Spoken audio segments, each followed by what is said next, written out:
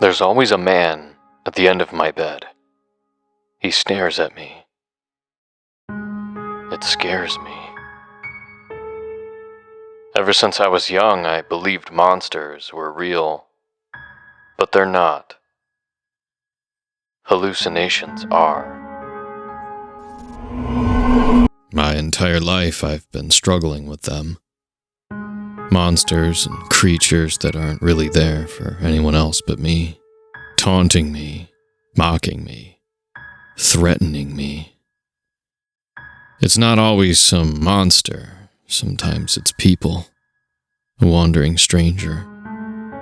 Friendly kid. A neighbor. It's difficult to get used to, but I had a lifetime worth of experience.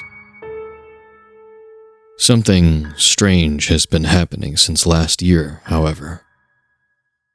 My visions, my ghosts, they aren't just saying their normal spiel. They're doing something more. They know the future. It's really the only way I can describe it. Ever since my life finally calmed down, these things, these hallucinations, they've been telling me things. Things they shouldn't know. It has made my life impossible. Everything has become intertwined. Reality and imagination. Truth and lies. If these things aren't real, how can they know what's going to happen? There's a boy I know, named Matt. We're always together, always switching stories. Let me make it perfectly clear. I know this already. Matt is not real. I've known this for years. No one else sees him besides me. One day I was just minding my business in my bedroom, and he was there, silently. He turned to me. "Your mom is coming up the stairs," he claimed. I was confused at the time, but sure enough, my mother opened the bedroom door and asked me what I wanted for dinner. This is where it started. I thought that maybe I subconsciously heard my mother. Maybe somewhere in my mind I tracked the pattern of her coming up at this hour. Otherwise, how was it possible? These hallucinations, they're not real, are they? No, they can't be. They have to be fake. They have to. But if they're fake, they're a product of my mind. Of me. So they should only have access to information that I have. So how do they know more than me? I'm supposed to ignore Matt and the other things that live around me. That's what's healthy. But how can I solve this problem? How can I know if they're not real? If they know things that I don't, that means they can't be me. But how are they not me if no one else sees them? I'm losing my fucking mind. I gave in to temptation one day and asked Matt. Asked him how he knows things. How did you know my mom was going to come through the door? How did I know? Yeah, you're not real, I stammered. Yeah. Yes, so how? I insisted. Are you sure? What? I asked. He went silent before he answered. Are you sure I'm the one who's not real? I don't think I have to say that I don't talk to Matt much anymore. The doctors are right. Talking to them doesn't help. So yeah, doctors, drugs, hospitals. It wasn't always like this. Things used to be softer, quieter. A bird that seemed out of place. A stranger that was taller than he should be. My hallucinations didn't manifest as boys my age that could tell me exactly when my parents would come up to my room, or predict what I was going to have for dinner. I didn't used to see Matt, or the monsters. I said there was a man at the end of my bed. And there is. He's not really a man, at least not a person. But I can see him now. His long fingers scraping the end of the wood frame, a small dent caused by his endless scratching. Scratch, scratch, scratch. He looks at me, never moving, always staring. He looks hungry. I see other things now. Other creatures that are impossible. Monsters that go bump in the night and tell me things that no one should know. There was a thing in the lake behind my house. Calls itself Nakin. I can't pronounce it well, so I just called it Nixie. Nixie is a trickster. It tries to constantly get me to enter the lake. Tells me the water is warm, that wet feet feel best. It's almost endearing how ineffective it is. I understand Nixie isn't real. It doesn't stop it from trying. Come in the water. It taunts me. Its lips flap weirdly with a strange reptilian look to them. Most of the time, Nixie is mouth deep inside the water. I don't pay much mind to it. If my life wasn't so sad, I'd laugh. Join me. It continues. I largely ignore it, but one day he said something strange. You forgot what you did, didn't you? Forgot what I did. Something about that messed with me. I'd usually ignore anything Nixie would say, but this felt out of character. Forget what? What was it talking about? It rings true to me, because I do have blackouts. Comes with the package of being mentally unstable, I guess. Is Nixie talking about that? Did I do something and black out? Did I forget? It's probably just another trick.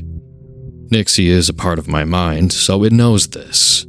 Probably using my own thoughts to try and trick me into getting into the water.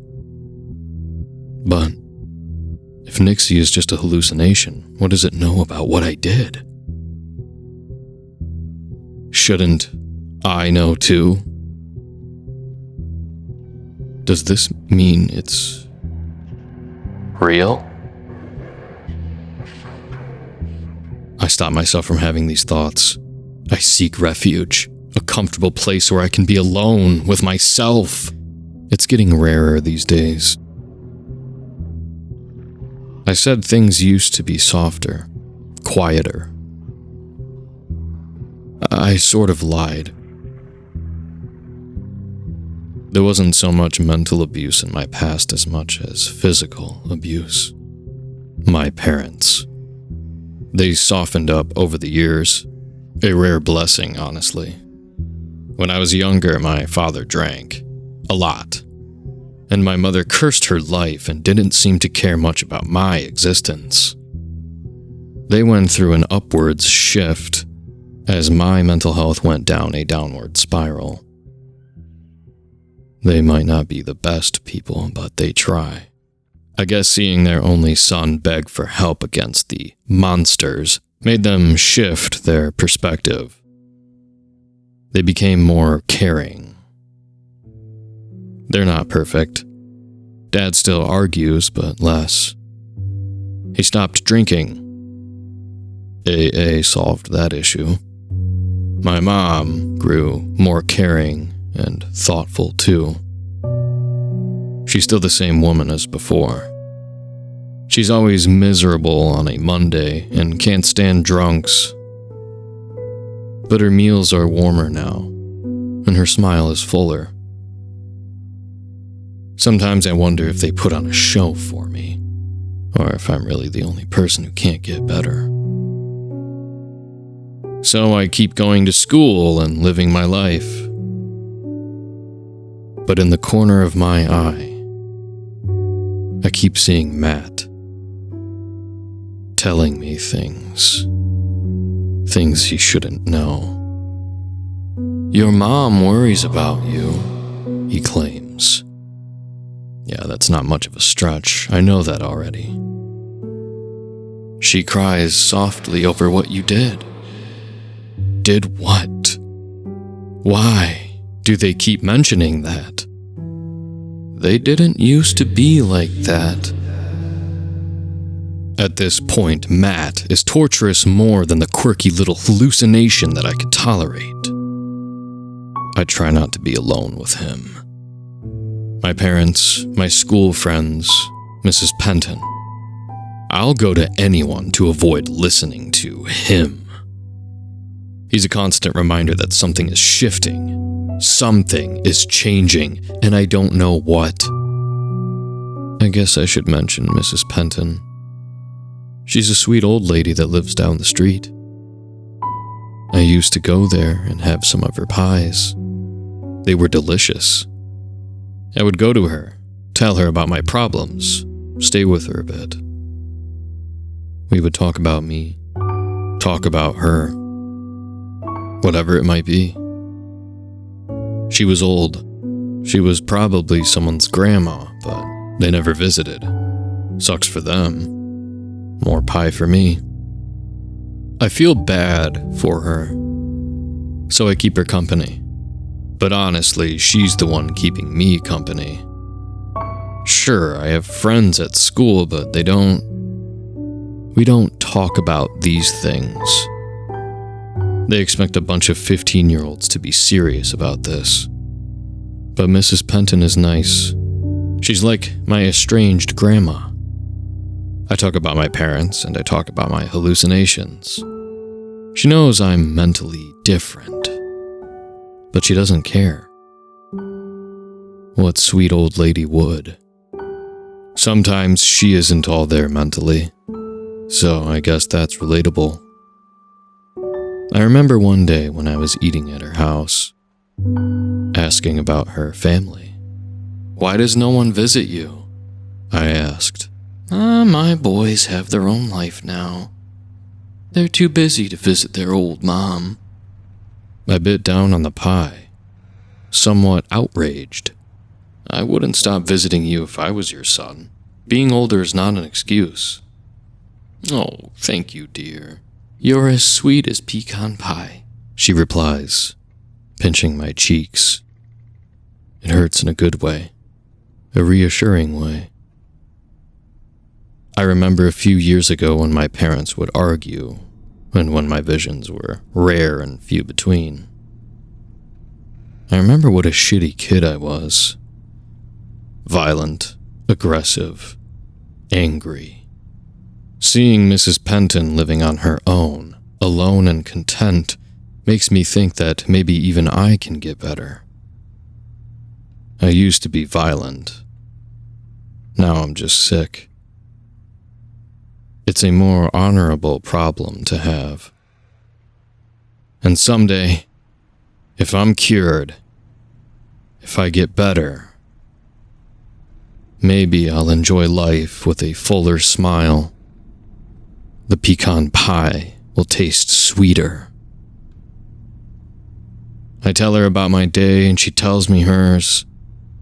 I tell her my visions are getting stranger, that they can tell the future. She hears me out and is left confused as to what to do. She knows I'm just venting. I'm sure you'll get better, honey. Just don't give up. The tone of her voice is warm.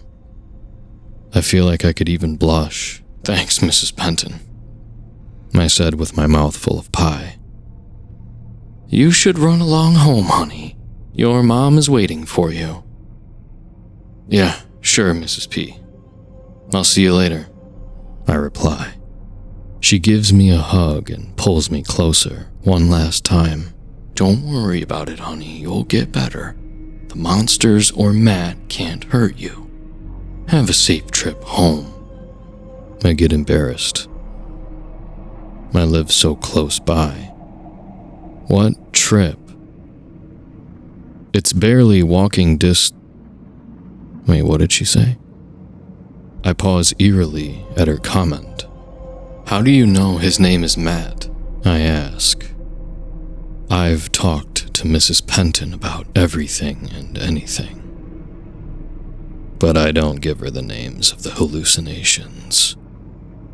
I don't want to validate them. How do you know my mom is waiting at my house? A cold smile is much deeper than a fake one. One that brings malice and betrayal. That's the smile I saw on Mrs. Penton's face before my entire world was shrouded in darkness. Darkness. It thumped my entire being awake. When I woke up, I was alone, in the middle of a field. There was something in my hand. I stood up, confused and dazed. I opened my hand and looked. I didn't understand what I was looking at. Have you ever tasted mud? The soil beneath your feet? When I sensed my lips and mouth full of earth, I started throwing up. I wheezed and I heaved what I swallowed only minutes ago. The delicious pecan pie came hurling from my mouth back to the ground it belongs to. A worm runs away serendipitously from the dislocated earth. I'm such a fucking idiot. Of course Mrs. Penton isn't real. How could she be? Why would I expect anything good to happen in my life? Why would I expect a sanctuary? She's gone. She was never real. I go back home. I'm slouched over, depressed, manic. I see them around me. Monsters of all shapes and sizes, standing on rooftops, standing on the street. They're laughing at me, laughing at how stupid I was, that I was tricked again by my own mind. I want to cry. They're right. Why do I even try? I know I'm not supposed to know peace. I get home and fall on my bed. A single tear forms a sickening feeling in my stomach. It's rage, frustration. I want to yell more than I want to cry. Matt sits there, looking at me. A small smirk on his face. I can't see it with my eyes, but I can feel it. I wish he was real. I'd punch him. I'd kill him if I had the chance. Your mom is going to call you, he predicts. Not long after. Chris, come down. It's time to eat. God damn it. How does he know? I'm enraged. I get out of my bed and confront Matt. I demand answers. He doesn't answer. I say, fuck it. I'll go talk to Nixie. Maybe it knows something. Matt's expression shifted a little. He seems worried. Don't go talk to Nixie. Don't go near him. He says. What, is he concerned? Concerned about me? Concerned about another fucking hallucination like him? Why? Why does he care? What is this? Civil war between hallucinations now? I tell him to fuck off before I storm out of the room. You're all the same thing, Matt. Fuck off. He just looked at me perplexed. You really don't remember, do you? The same shit, Nixie said. What is wrong with them? They can fuck off with their cryptic messages. I go down to the kitchen, sit at the table where my mother just cooked me a meal. I look it over. The enticing aroma is luring me in closer. A foreign hand touches the plate, one that I'm familiar with. There's a creature in the kitchen pushing the plate towards me, presenting it as its own creation. It's a hallucination that's been here for some months now. A weird feminine shape that has no face and a slim figure. I've grown to hate these things. I hate these hallucinations. I ignore it and start eating. I tell my mother about what happened with Mrs. Penton. I hold in a hiccup that would prelude a wave of tears. My mother looks at me. Her smile really is getting warmer. She comforts me. It's a beautiful day. Let's go shopping. There's nothing beautiful about today. This is probably the worst Monday of my entire life. I pause. Today is Monday. I look at Matt, and then I look at my mother. Cheery and happy. He's standing there, right in front of me. What does he want? What do they all want? It can't be. There's a burning scenario in the back of my head. It presses against my skull and crushes my spirit. The day I found out Mrs. Penton wasn't real was the day my mind decided to travel the path I had always avoided. Mom. Yes, honey? Is Matt real? She stops herself, hesitating, her eyes drifting around the room quietly and steadily. But Matt didn't move. He just stared at my mother, unblinking.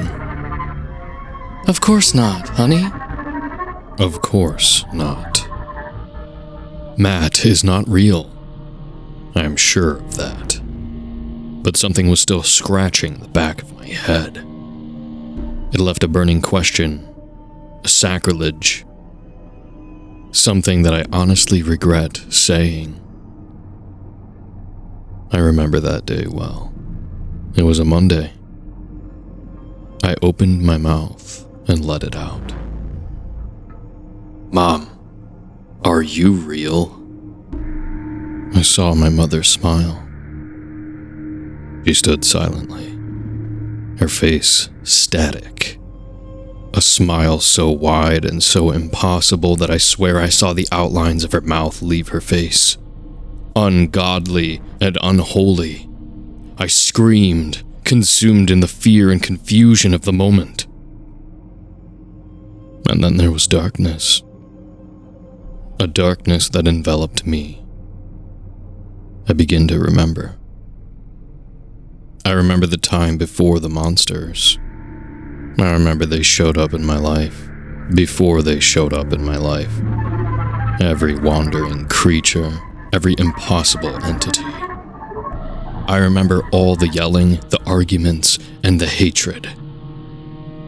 The vile, hot hatred between my parents. How bad it was. How could I have forgotten? I finally understood Matt. My father never stopped drinking, and my mother, she never cared about me. They abused me physically, every day, even when the visions were weak and my mind was sound. They didn't get better. Everything was getting worse, and I was still the same shitty, violent child. I remember the day I was pushed by my father and banged my head. How my mother just looked at me without caring. And how I noticed the knife that was near me. That's when I charged at my father. My mother screamed as father fell. And then I turned it on her. Now I'm alone.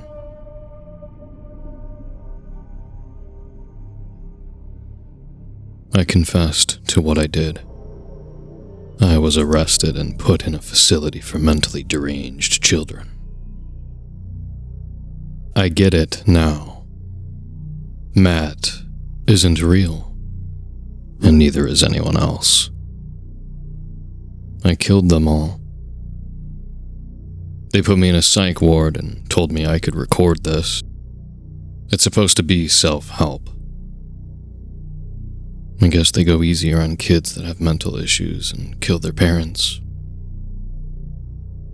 I'm serving my sentence for my crime, while they're doing what they can to bring my mind back to reality, to where the world really is. I know now none of them are real. My parents, Matt, the old lady down the road that used to make me pecan pies. None of them. They were all stories. Lies to make me forget what I actually did. Of course, they all knew what was happening. They're all part of some hallucination. The same fever dream I've had for years. As my hallucinated mom was cooking dinner, my hallucinated friend knew what she was doing. Because they're part of the same system. The same mind. Me.